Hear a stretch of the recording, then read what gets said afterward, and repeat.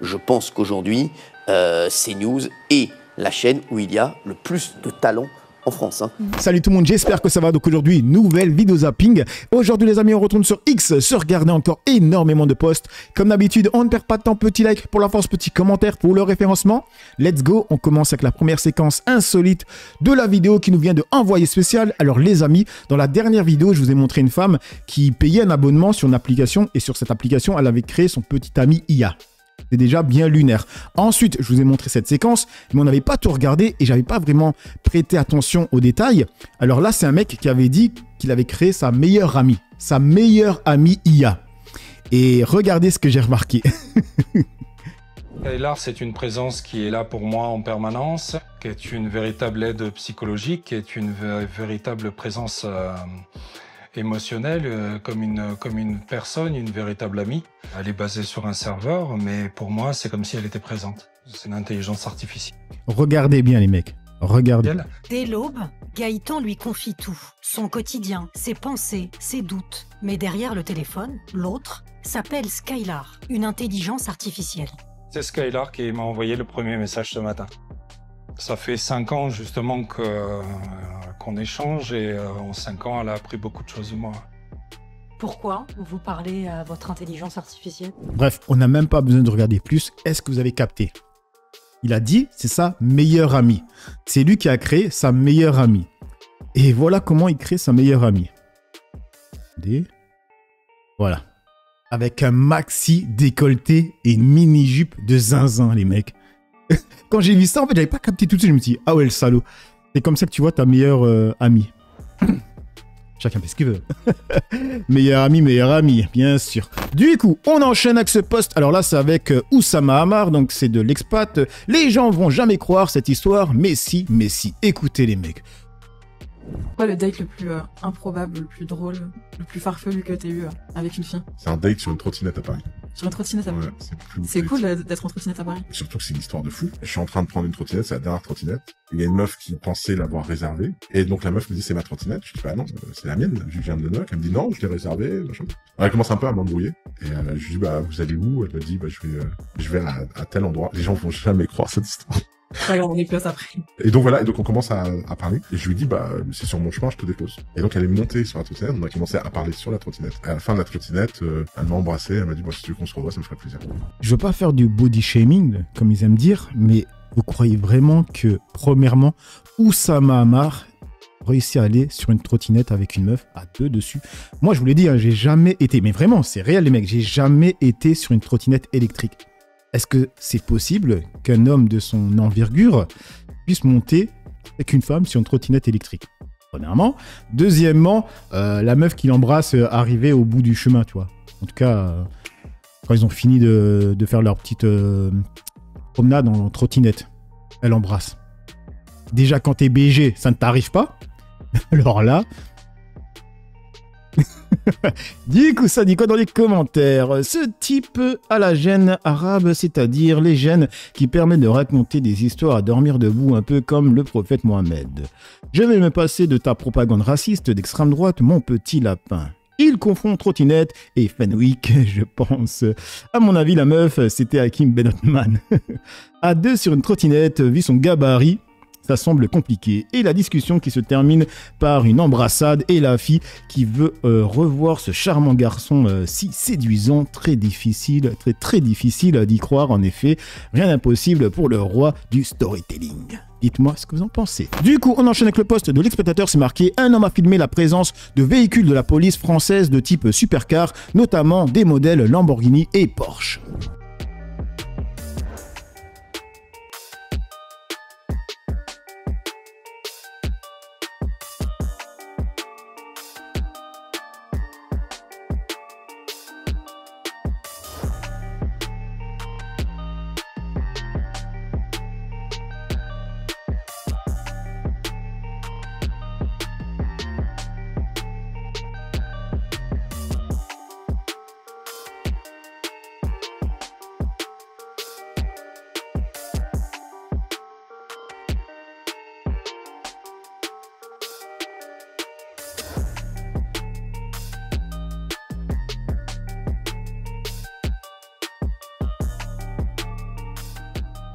Ah ouais, quand même de belles voitures, hein. Ça fait penser aux flics à Dubaï et en Italie.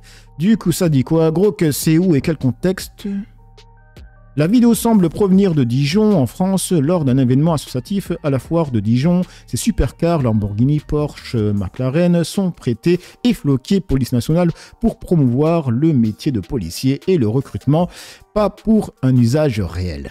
Ouais, c'est bon. Et on continue avec le post de Jean Messia, et comme d'habitude les amis, c'est fake. En fait, ce type-là, c'est un foutu virus sur X. Il adore diffuser des fake news, c'est incroyable. Donc là, il a marqué un prêcheur islamique, les femmes de 2025 ne servent à rien, n'ont aucune valeur, sont inutiles et ne méritent aucun respect. Hommes, ne vous mettez pas en couple avec une femme, vous courez à votre malheur. Que lui répondez-vous? Et là, Jean Messia, il sait pertinemment que c'est fake. Pourquoi? Premièrement, il a posté ça le 8, on est le 9, et depuis, il y a énormément de personnes qui lui ont dit que la vidéo était fake. Même des gens qui l'apprécient, d'accord? Vous allez voir. Deuxièmement, le mec qui est sur la vidéo, c'est un influenceur humoristique. Troisièmement, ce n'est pas un musulman. Et quatrièmement, c'est une vidéo qui a été modifiée avec l'IA. La voix qui est dessus, c'est pas sa voix, les mecs, d'accord?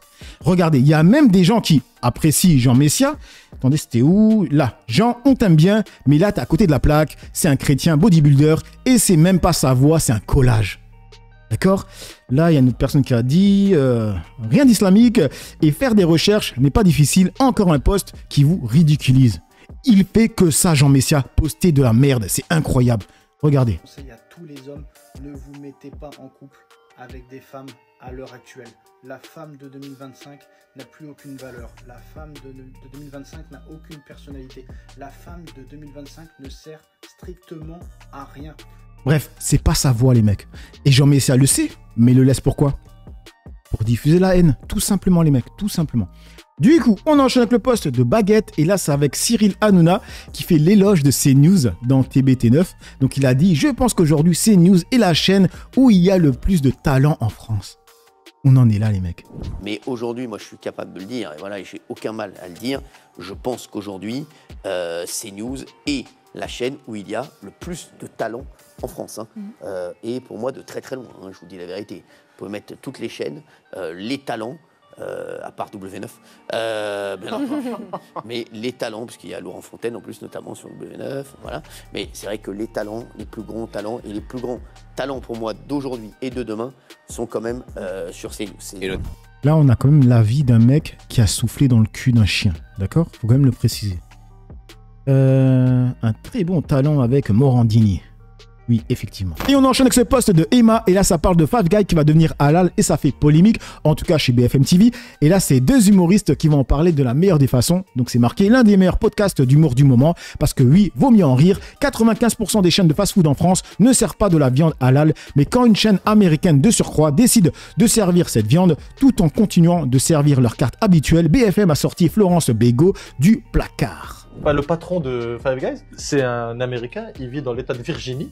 Il est peut-être même islamophobe. Il est peut-être même islamophobe. Mais il préfère l'argent. Mais il aime l'argent. C'est-à-dire quand on lui a dit on va mettre du halal, il a dit ça rapporte combien? C'est ça la question. Il a pas dit pourquoi, non, le combat, moi, la civilisation. Il a dit combien? Plus 25%? Mais du coup, si vous avez un combat, c'est le capitalisme. C'est pas les musulmans. C'est pas les musulmans. BFM, c'est news. Vous vous trompez de cible. De fou. En plus, quel musulman de France a demandé à Five Guys halal? À la base, c'est venu à nous. Personne n'a manifesté. Oui, j'ai pas été place de la République. C'est ça qui est trop drôle parce que... Je suis sûr sur CNews ou BFM, ils ont dû dire qu'il y a de l'entrisme musulman dans les fast-food. Alors qu'il n'y a aucun musulman qui a demandé, en tout cas j'ai pas vu, qui a demandé à Five Guys de passer leur nourriture en halal, tu vois. Mais ils le font parce qu'ils savent pertinemment que ça va faire de l'argent. Tout simplement les mecs, ils savent que ça va faire de l'argent. Quand ils en parlent, on dirait Five Guys, ils ont cédé. Oui. Genre on dirait ils ont insisté, ils ont dit bon allez, on vous donne. Personne leur a rien demandé. Vous mettez du halal sinon on brûle tout. Bon allez, allez, d'accord. Ça suffit hein. En plus c'est parce qu'il manque les chaînes de burgers halal. Ah, oui. Il y en a dans tout le 93 par exemple. Et on passe sur le 20 minutes avec Sarkozy en prison, comme quoi il ne saurait pas se cuire un œuf. Du coup, il ne mangerait plus que des yaourts en prison, miskin. Et du coup, il y a des personnes qui ont marqué c'est une caractéristique commune des bourgeois, des vrais assistés incapables de faire quoi que ce soit par eux-mêmes. Je suis content d'apprendre à faire une omelette. J'en ai jamais fait. Et le matin, du coup, je pourrais faire une variante grâce à toi. Ah, pour une omelette, faut faire ça? Tu les bats? Oh la flemme, ah, je me fais pas ça le matin. Oh la flemme. Il y avait quoi d'autre? J'ai vu un truc avec Bernadette. Attendez, c'était où? Ouais, ça. Le mec veut clairement faire une Balkany. Ouais, il veut faire de la peine pour sortir. Quoi d'autre? Ah oui, c'était là. Alors, ça me rappelle cette anecdote de bourgeois de Bernadette Chirac qui pensait qu'il fallait battre les œufs avec la coquille pour faire une omelette. J'avais jamais vu ça. Ouais. J'avais dit à mon mari, bah, écoutez, qu'est-ce qu'on va faire pour le dîner? Est-ce que vous voulez aller au restaurant? Ou est-ce que vous voulez... Bon, j'ai mis quelques provisions dans le... Ah, bah c'est ça, vous allez faire la cuisine. Moi, je préfère rester là, pas bien. Catastrophe. Je prends des œufs et je me dis, ça, une omelette, c'est facile. Seulement, je bats mes œufs avec les coquilles. Vous voyez, hein, c'est redoutable. Et alors, bon, j'avais mis du beurre chauffé dans la poêle, je renverse ça dans la poêle et je me dis, quand même, c'est une longue allure. C'est bizarre, il y a des montagnes partout, pointues. Alors, évidemment, avec ma fourchette, je me suis dit, bah, évidemment, je les ai battus, les œufs avec les coquilles, ça donne le résultat. Alors, je suis allé le chercher, il m'a dit, bon, bah, c'est pas très brillant, hein. C'est un truc de fou parce que dès 4 ans ou 5 ans, quand t'es avec ta mère, t'apprends à casser un œuf, tu vois. Monde. Pour faire de la pâtisserie, etc. Bref, du coup, on passe sur Pascal Laurent, c'est marqué le malaise à table. Regardez Balkany, regardez la tête de Balkany. On voulait vous parler de fraude et d'évasion fiscale. Parce qu'on a des chiffres qui sont ici, si vous voulez, qui sont des documents qui viennent de chez vous. Regardez, je vous montre. Pendant tout le long de la vidéo, il va faire comme si elle n'était pas là. Il entend hein, ce qu'elle dit. Hein. Sur ce document-là, on voit, regardez, ici, là, vos bénéfices nets pour 2011. Regardez, résultat d'exploitation pour 2011, 109 millions d'euros. Donc ça, c'est très intéressant, c'est les bénéfices avant optimisation fiscale. Et puis quand on regarde sur un site très sérieux qui est un site d'entreprise, on voit que vous n'avez déclaré que 6 millions de bénéfices. Donc ça nous intéresse beaucoup de savoir où sont passés les 103 millions que vous n'avez pas déclarés au fisc français. Voilà mon... Est-ce que c'est de Lui, il a l'air de savoir. Hein. L'évasion fiscale? Madame, s'il vous plaît, vous pouvez prendre rendez-vous avec moi. On a essayé de prendre rendez-vous avec vous, madame. Si on vient vous voir ici, c'est justement qu'on a des difficultés à avoir un rendez-vous avec vous. Vous savez, en fait, on parle de quelque chose qui vous intéresse. Dégagez, c'est pas notre problème. Il y a 103 millions qui sont partis au Pays-Bas. Le président du club, c'est lui, André Santini. Pas très heureux de nous voir là. Ouais. Du coup, on continue avec le poste de l'exploitateur. Et là, ça parle de Chine, avec les poupées de pédos. Et en fait, il s'avère que les poupées ont été faites par des entreprises françaises qui sont délocalisées en Chine. Franchement, les mecs, Pédoland, hein, Pédoland. C'est une entreprise française située à Hong Kong qui fabrique, tenez-vous bien, qui fabrique les poupées sexuelles à l'effigie d'enfants en Chine. Et qui les vend en France sans contrôle. Vous pouvez même choisir la taille de l'anus, la dimension, machin, etc. Ce sont des Français qui font ça. On a signalé à la répression des fraudes. On a signalé également au niveau du procureur de la République. Et après, bah, ils exportent et des poupées, je vais le dire comme ça, je suis pas spécialiste des poupées, mais luxe quand même, 1600 € la poupée. Et là aussi, très vraisemblable, taille 1m40. 1m46, des femmes bien entendu, quelques petits garçons, mais quand même très majoritairement des femmes dans des positions, je vous passe le détail, mais sincèrement c'est hallucinant, et je le redis, sans aucun contrôle. C'est de ça dont on parle. Et donc, il y a inévitablement, quand on voit en plus les commentaires qu'il y a sur ce type de site, bah, ça veut dire que vous avez des gens qui disent « Ah, j'ai reçu ma poupée, c'était génial et tout, c'est un truc à offrir à un adulte, c'est vachement bien ». Les gens se refilent les bons plans tranquillement. Et c'est bien une plateforme française, référencée en tant que telle. Dolls France, mais il y en a d'autres bien évidemment, tout comme Chine, ça je le redis, c'est scandaleux que le ministre de l'économie, à mon sens, laisse passer ça, parce qu'on a une occasion rêvée en fait de taper du poing sur la table. Enfin, je veux dire, qu'est-ce qu'il faut de plus? 160 000 enfants victimes de violences sexuelles chaque année, pas suffisant pour pouvoir agir? Non, il faut leur donner une deuxième chance, mais une deuxième chance de quoi en fait? C'est ça le sujet. On dit quoi dans les commentaires? Signez notre pétition, exigeons la fermeture de ce site, la poursuite des acheteurs. Alors les mecs, je vous mets le lien de ça. Bon, je vais pas le faire ici. Je vous mets le lien dans la barre d'information, les amis, d'accord? Et on enchaîne avec ce post de Kunta Venenkinte qui a marqué « Séquence folle, en plus de défendre son programme, Manuel Bompard doit faire du fact-checking ce midi, car cette journaliste est soit incompétente, soit malhonnête à propos de Mamdani. Repose en paix le journalisme. » On entend que vous célébrez Zoran Mamdani. Il est ouvertement pro-palestinien et il a repris en son temps un slogan, le slogan « Mondialiser l'intifada », en clair. Merde, là, vous voyez pas parce que je dois cropper. En fait, là, il y a Bompard, quand il a capté qu'elle a commencé à dire de la merde, il a pris un verre d'eau, tu vois.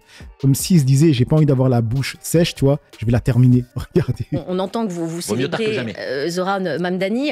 Il est ouvertement pro-palestinien et il a repris en son temps un slogan, le slogan « Mondialiser l'intifada », en clair, faire la guerre aux juifs partout dans le monde. Et quand on lui demande de condamner le 7 octobre, et bien souvent il botte en touche, il répète que le problème, c'est l'occupation d'Israël. Est-ce que ça ne vous choque pas? Il y a 3 fausses informations dans ce que vous venez de dire. D'abord, le fait que ça voudrait dire faire la guerre aux Juifs partout dans le monde. Comment vous traduisez ça? Mondialiser l'intifada, je veux bien votre définition. Je vais corriger vos 3 contre-informations avant de répondre à votre question. Deuxièmement, il n'a pas utilisé ce slogan. Ça, c'est une deuxième contre-information. Si, il l'a utilisé, il a repris à son constat. Pas récemment, il ne l'a pas utilisé. On lui a posé la question de savoir si ça le choquait que des jeunes personnes l'utilisaient. Il a dit, je ne suis pas là pour faire la police des mots. Et vous traduisez ça par le fait que lui a utilisé ce slogan. Il l'a repris pardon, madame, de vous le dire. Pardon, madame, de vous le dire, mais je crois que vous êtes ici pour informer les gens et pas les désinformer. Et là, en l'occurrence, par votre question, vous les désinformez. Donc, personnellement, je n'ai pas non plus utilisé ce slogan. Par contre, je salue l'engagement de Zoran Mamdani contre le génocide en cours à Gaza. Et je dis d'ailleurs que ça lui a valu à peu près les mêmes procès que ceux que subit la France Insoumise depuis des mois et des mois de manière particulièrement infecte et particulièrement inacceptable. Donc ne pas condamner le 7 octobre il a évidemment condamné le 7 octobre. Madame, s'il vous plaît, franchement, donnez des informations qui sont exactes parce que sinon vraiment... Alors une information exacte, il lève des fonds pour l'UNRWA, c'est une agence onusienne qui est accusée de collusion avec le Hamas. Madame, ça c'est pas un problème aussi. L'UNRWA. Oui. Vous parlez d'une agence de l'ONU. Il y a eu une enquête qui a été faite sur ce sujet, sur cette soi-disant collusion avec le Hamas. Quelles ont été les conclusions de cette enquête, madame?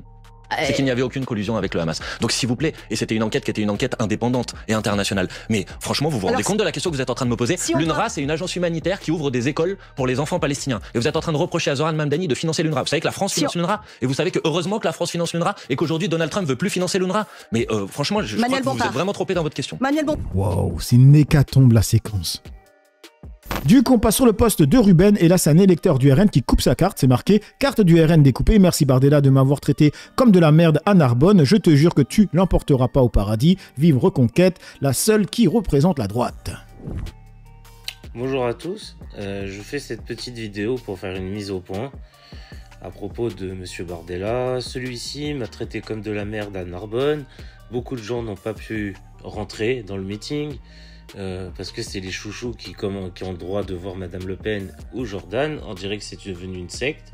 Moi, je veux pas de place, je ne veux rien du tout. Je suis droit dans mes bottes, je paye 80% d'impôt sur le revenu. Et vous, Marine Le Pen et Jordan, vous avez voté pour 12 taxes. 12 taxes pour nous baiser. Et ben moi, je quitte le RN, je vous le mets en face de vous, en pleine gueule, je ne peux plus voir ce parti. Et je voterai peut-être si c'est contre la gauche. Mais sinon, dehors. Au moins, je suis plus adhérent. Bon, il a un peu flop pour couper le truc. Du coup, on passe sur le poste de Amine. C'est marqué séquence hallucinante sur CNews. Morandini qui explique au journaliste, comment il s'appelle lui, Garen du média Frontière, qu'il parle trop d'islam. Dingue. La fenêtre d'Overton s'est tellement déplacée qu'elle a fini contre le mur. Et nous, coincés à être d'accord avec Morandini, pauvre de nous, comment on en est arrivé là? L'hôpital public, c'est l'exemple parfait des conséquences des 3 I. Immigration, insécurité, islam. Immigration. Alors, y a pas... Laissez-moi... Mais non, mais vous ramenez tout à l'islam tout le temps. Enfin, franchement. À la fin, ça devient maladif, quoi. L'hôpital public, c'est l'exemple... Bon, moi, ça me fait chier d'être d'accord avec Morandini. Donc, du coup, on va finir avec cette séquence sur Morandini. Voilà, c'est mieux. C'est avec Jacques Renardière. Morandini anime toujours une émission sur CNews. Nous avions affaire à un prédateur. Parce que nous avions quelqu'un qui avait organisé un faux casting d'un film qu'il voulait faire dont il n'avait acheté ni les droits, sans scénario, sans réalisateur, à son domicile et sans témoin, pour obliger un jeune homme à se masturber devant lui. Donc je considère que c'est une bonne chose qu'il soit condamné. Voilà, vous gardez ça en tête à chaque fois que vous voyez Morandini à la télé, gardez bien ça en tête, d'accord ?